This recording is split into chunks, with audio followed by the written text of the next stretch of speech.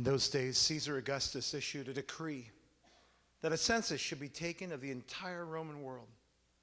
This was the first census that took place while Quirinius was governor of Syria, and everyone went to his own town to register. So Joseph also went up from the town of Nazareth in Galilee to Judea, to Bethlehem, the town of David, because he belonged to the house and the line of David. He went there to register with Mary, who was pledged to be married to him and was expecting a child. And while they were there, the time came for the baby to be born, and she gave birth to her firstborn, a son. And she wrapped him in cloths and placed him in a manger because there was no room for them in the inn. For the census, the royal family has traveled 85 miles. Joseph walks, while Mary, 9 months pregnant, rides side saddle on a donkey, feeling every jolt, every rut, every rock in the road. By the time they arrive, the small hamlet of Bethlehem is swollen from an influx of travelers. The inn is packed, people feeling lucky if they were able to negotiate even a small space on the floor. Now it is late. Everyone is asleep, and there is no room. But fortunately, the innkeeper is not all shekels and mites. True, his stable is crowded with his guests' animals, but if they could squeeze out a little privacy there, they were welcome to it. Joseph looks over at Mary, whose attention is concentrated on fighting a contraction. "We'll take it," he tells the innkeeper without hesitation. The night is still when Joseph creaks open the stable door. As he does, the barn animals acknowledge his intrusion. The stench is pungent and humid, as there has not been enough hours in the day to tend to the guests, let alone the livestock. A small oil lamp, lent to them by the innkeeper, flickers to dance shadows on the walls. A disquieting place for a woman in the throes of childbirth, far from home, far from family, far from what she had expected for her firstborn. But Mary makes no complaint. It is a relief just to finally get off of her feet. She leans back against the wall, her feet swollen, back aching, contractions growing harder and closer together. Joseph's eyes dart around the stable. Not a minute to lose. Quickly, a feeding trough would have to do for a crib. Hay would serve as a mattress. Blankets. His robe. That would do. And those rags that hung out to dry, they would help. A gripping contraction doubles Mary over and sends him racing out for a bucket of water. The birth would not be easy, either for the mother or the child, for every royal privilege for this son ended at conception. A scream from Mary knifes through the calm of that silent night. Joseph returns breathless, water sloshing from the wooden bucket. The top of the baby's head has already pushed its way into the world. Sweat pours from Mary's contorted face as Joseph, the most unlikely midwife in all of Judea, rushes to her side. The involuntary contractions are not enough. Mary has to push with all her strength, almost as if God were refusing to come into the world without her help. Joseph places a garment beneath her, and with a final push and a long sigh, her labor is over. The Messiah has arrived. He has light skin, as the pigment would take days or even weeks to surface. Mucus in his ears and nostrils, wet and slippery from the amniotic fluid. The Son of the Most High God, umbilically tied to a lowly Jewish girl. The baby chokes and coughs. Joseph instinctively turns him over and clears his throat. Then he cries. Mary reaches for the shivering baby. She lays him on her chest, and as his helpless cries subside, his tiny head bobs around on the unfamiliar terrain. This will be the first thing the infant king learns. Mary can feel his racing heartbeat as she holds him close. Deity nursing from a young Jewish girl, could anything be more puzzling or more profound? Joseph sits exhausted, silent, full of wonder. The baby finishes and sighs, the divine world reduced to a few unintelligible sounds. Then, for the first time, his eyes fix on his mother's. Deity straining to focus, the light of the world squinting. Tears pool in her eyes. She touches his tiny hand, and hands that once sculpted the mountain ranges cling to her finger. She looks up at Joseph, and through the watery veil their souls touch. He crowds closer, cheek to cheek with his betrothed. Together they stare in awe at the baby Jesus, whose heavy eyelids begin to close. It has been a long journey. The king is tired. And so, with barely a ripple of notice, God stepped into the warm lake of humanity, without protocol and without pretension. Where you would have expected angels, there were only flies. Where you would have expected heads of state, there were only donkeys, a few haltered cows, a few small sheep, a tethered camel, and a couple of curious barn mice. Except for Joseph, there was no one to share Mary's pain or her joy. Yes, there were angels announcing the Savior's arrival, but only to a band of blue-collar shepherds. And yes, a magnificent star shone in the sky to mark his birthplace, but only 3 foreigners bothered to look up and follow it. Thus, in the little town of Bethlehem, that one silent night, the royal birth of God's Son tiptoed quietly by as the world slept.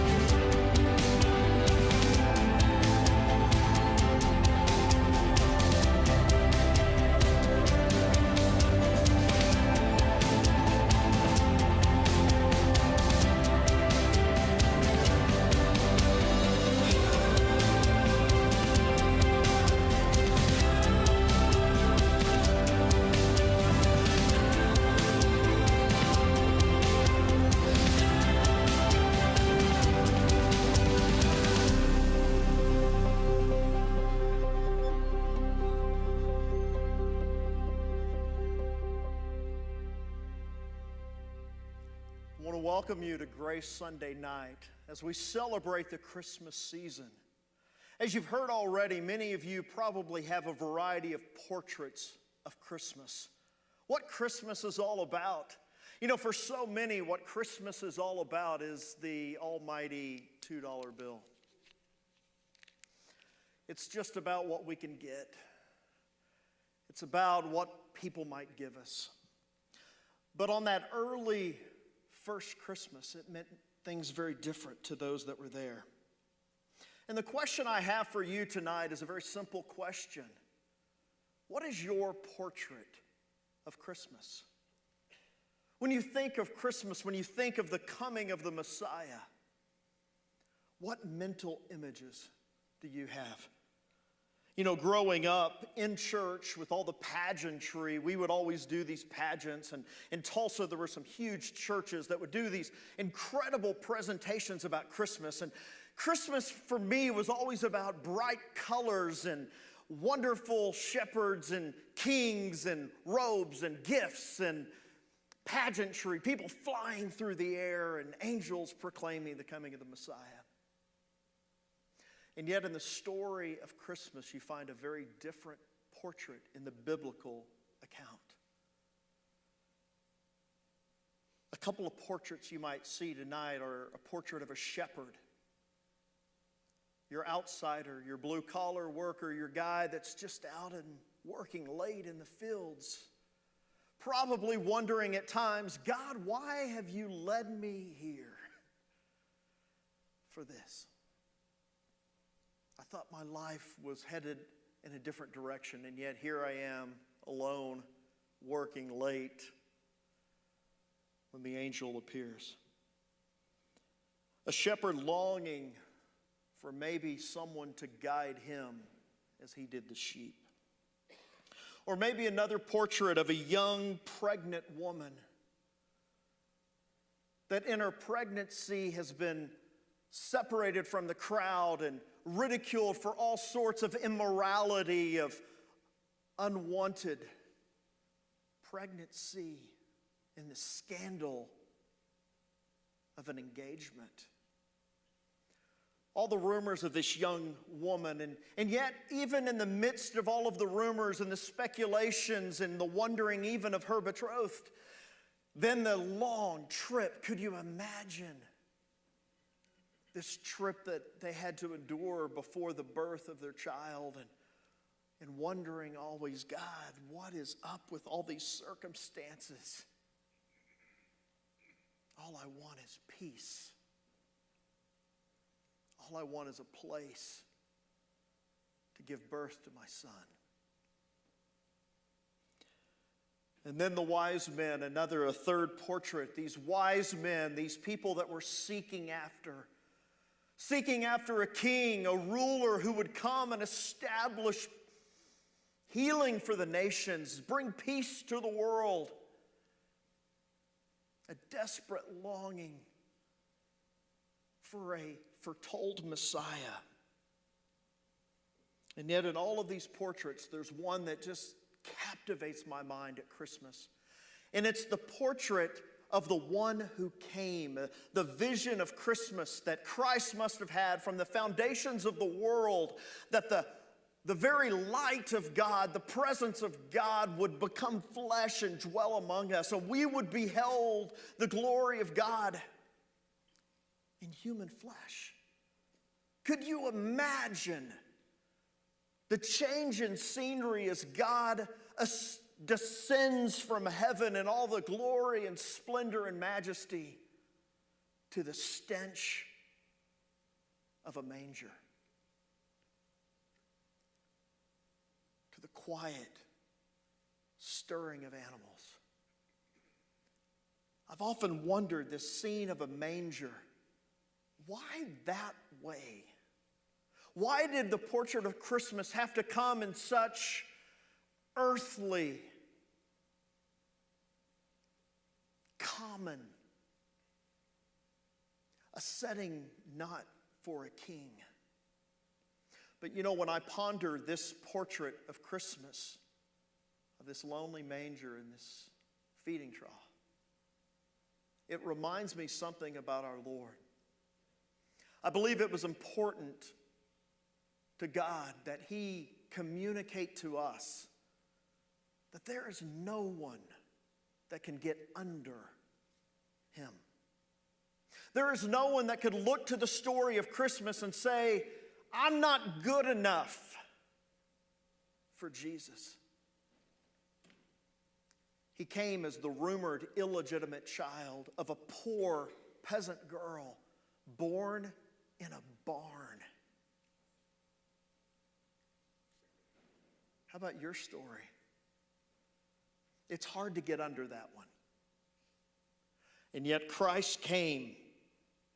And He came that we might have a portrait of who God was, that God was willing to leave the splendor and majesty of all that He was in, that He was willing for a short moment to enter into our world and to bring a message of hope. A message maybe to a shepherd that he could be a good shepherd. A message to a pregnant woman that maybe he could be the Prince of Peace in her life.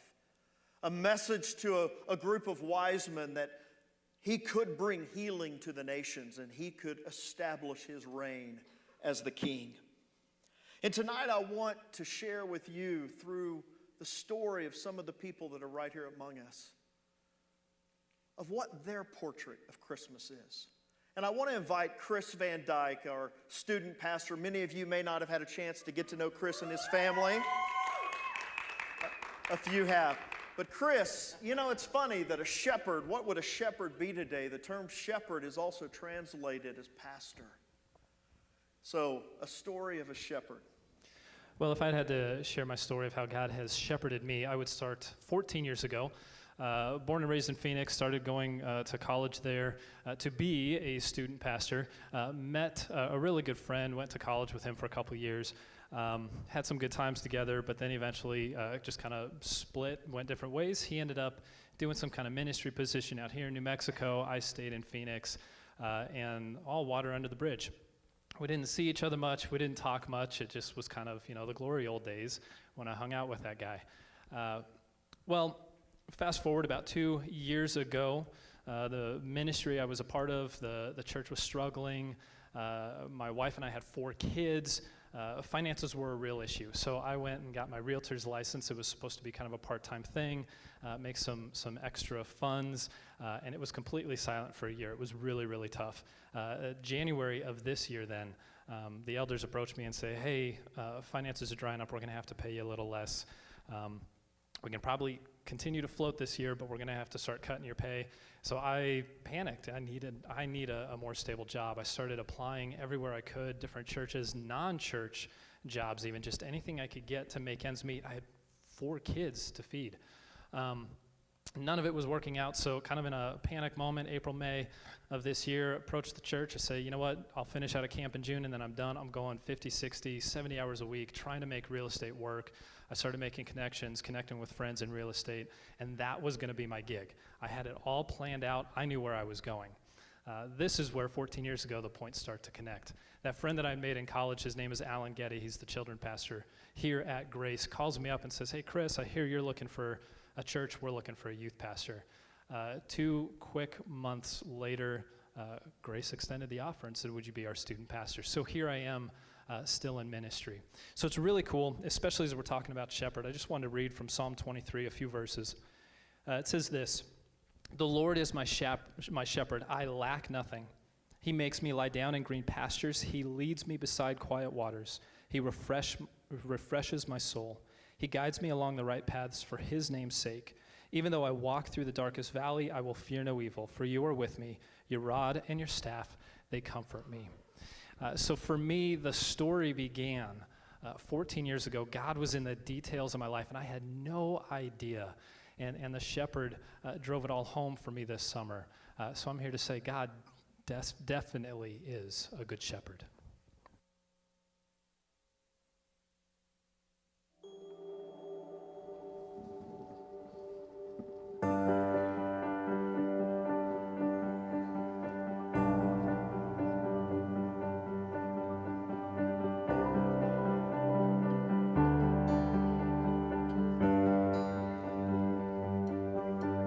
In the process, in the waiting, you're making melodies over me,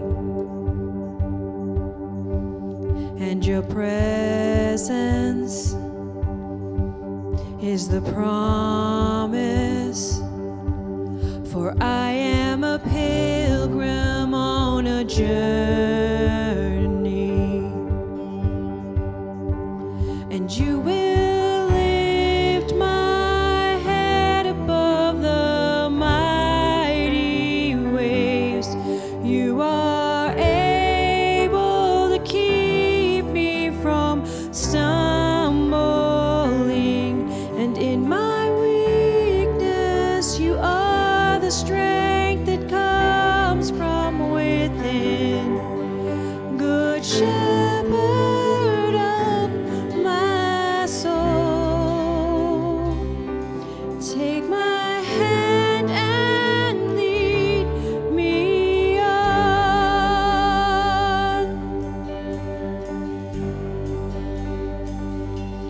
You make my footsteps and my path secure, so walking on water is just the beginning. Cause my faith to arise, stand at attention, for you are calling me to greater things, and you will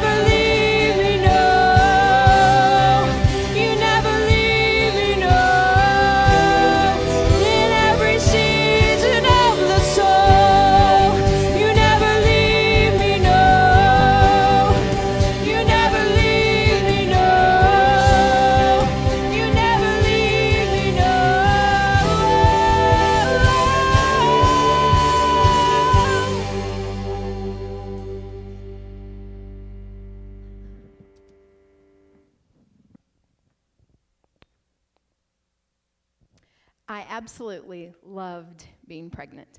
Like, I really loved it. I loved the feeling. How can you not believe in God the Savior when you have a life growing inside you? It was just a phenomenal feeling. 3 times I got to experience that. In June, with our last pregnancy, I went through a really bad car wreck. And the pregnancy wasn't exactly normal from that point on. In fact, it was totally abnormal. I went to the doctor July 27th just for a normal checkup, but my heart rate wasn't normal. My blood pressure wasn't quite where it was supposed to be, and the amniotic fluid was pretty much gone. And the doctor said, okay, we're going to deliver a baby today.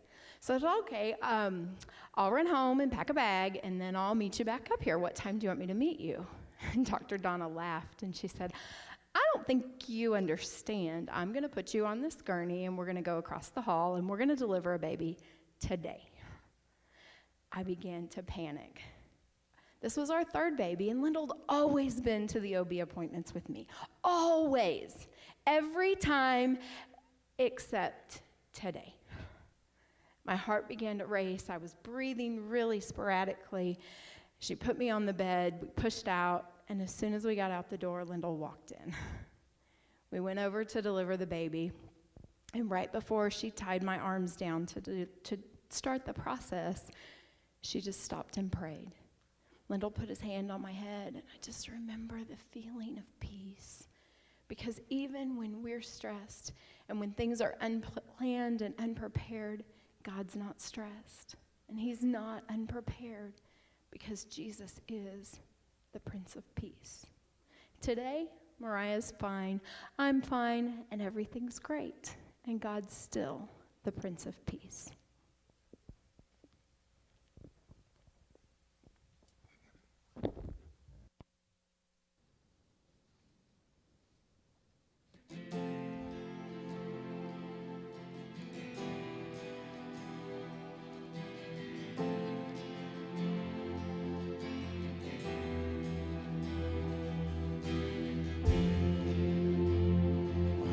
The storm clouds raging deep within.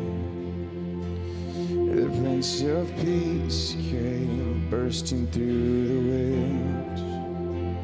The violent sky held its breath, and in your light I found rest.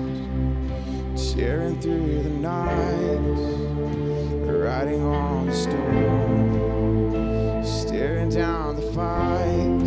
My eyes found yours, shining like the sun, shining through my fear. The Prince of Peace met me there. You heard my prayer.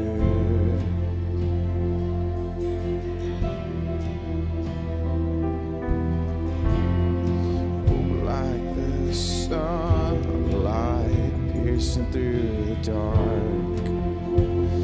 The Prince of Peace came, broke into my heart. The violent cries, the empty grave, and in your light I found grace. Tearing through the night, riding on the storm, staring down the fight.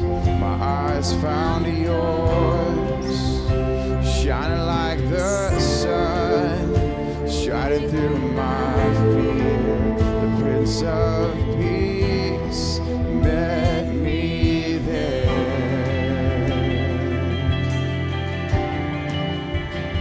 You're always there. You hear my prayer.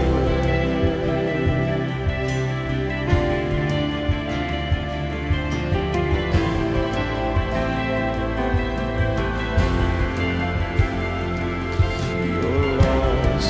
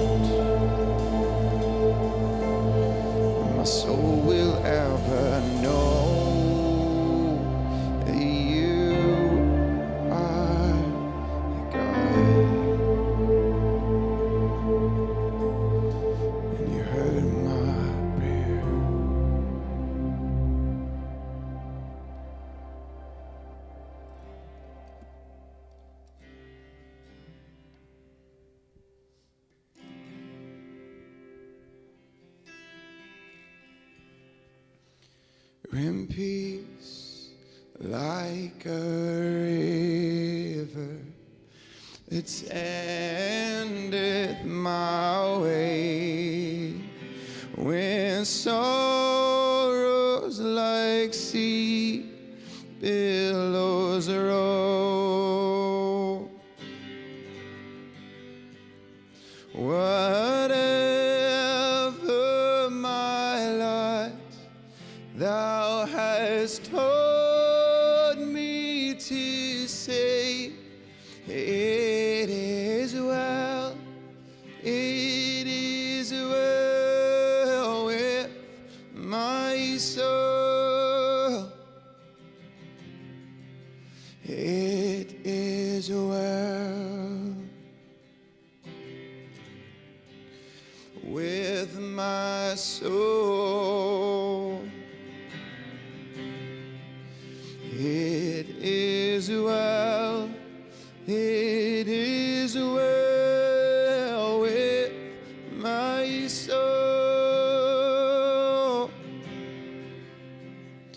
Though Satan should buffet, though trials should come, let this blessed assurance control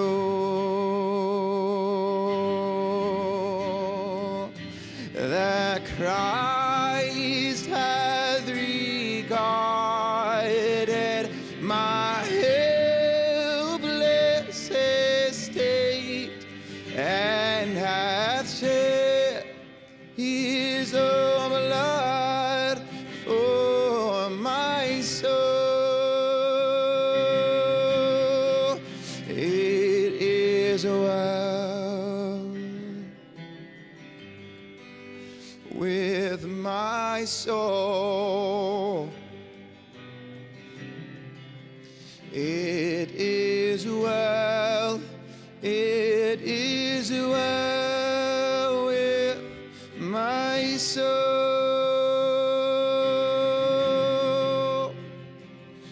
My sin, oh, the bliss of this glorious thought. My sin not in part, but the whole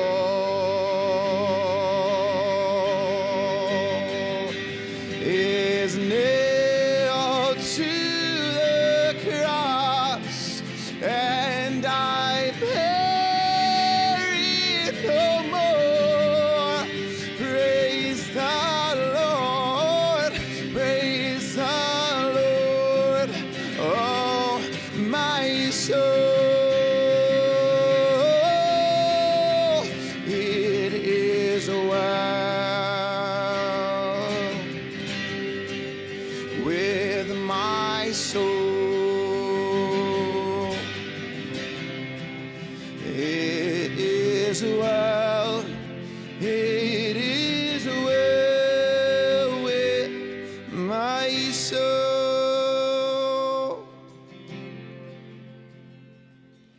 And Lord, haste the day when my faith shall be sight. The clouds be rolled back as a scroll.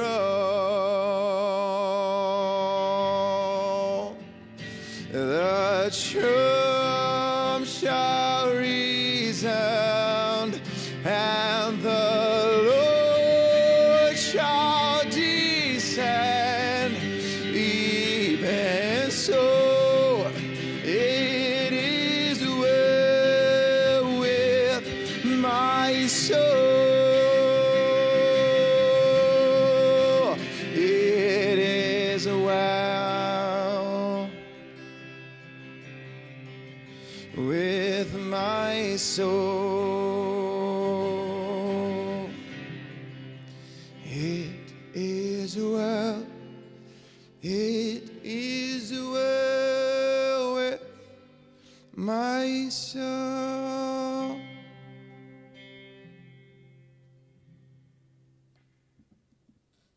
Amen.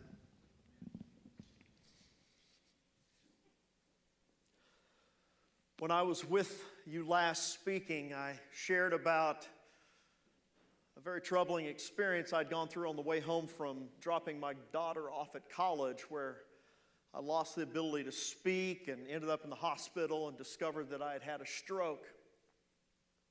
In the follow-up to that, over the last couple of months, through additional tests, they discovered that the reason I had had this stroke was because of fat, but what had enabled the stroke to take place is, as I was traveling, probably a blood clot in my leg had come through, and that I had a hole in my heart.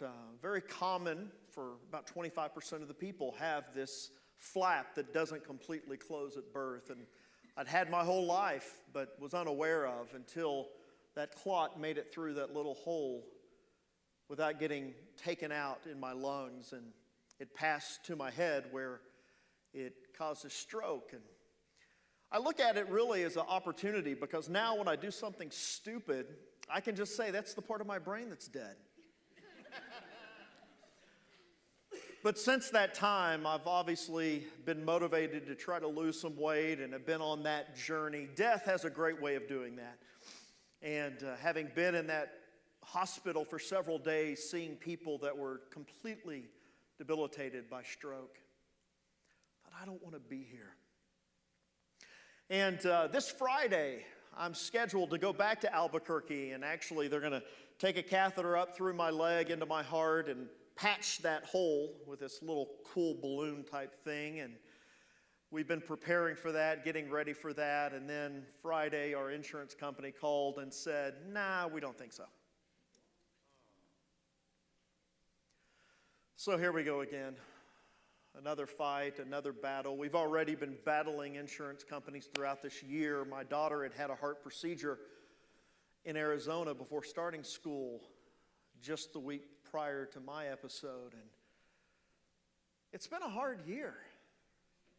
It's been challenging. It's been challenging emotionally. If you can imagine, my wife, first her middle daughter having heart surgery and leaving the nest, and then her husband having a stroke, and the uncertainty of that, and the finances. I won't make any political comments here, though I am very tempted. Our insurance has changed quite a bit. It's not nearly what it used to be, and it's cost us roughly $14,000 this year for medical bills. And then an insurance company saying, nah, we're not going to pay anymore. We're tired. Maybe January, let's try this when you can pay us another $14,000. I seriously would ask your prayers that God would open a door over the next few days, that we might be able to go ahead as scheduled and have this procedure done this Friday up in Albuquerque. But through all of this Christmas season, I've been reminded that Christmas really isn't a time of pageantry, a time. In that early day, in that stable and in that manger, there were no shepherds present. They came later, and the wise men arrived much later. It was a very lonely, quiet, silent night. But God, Emmanuel, was present.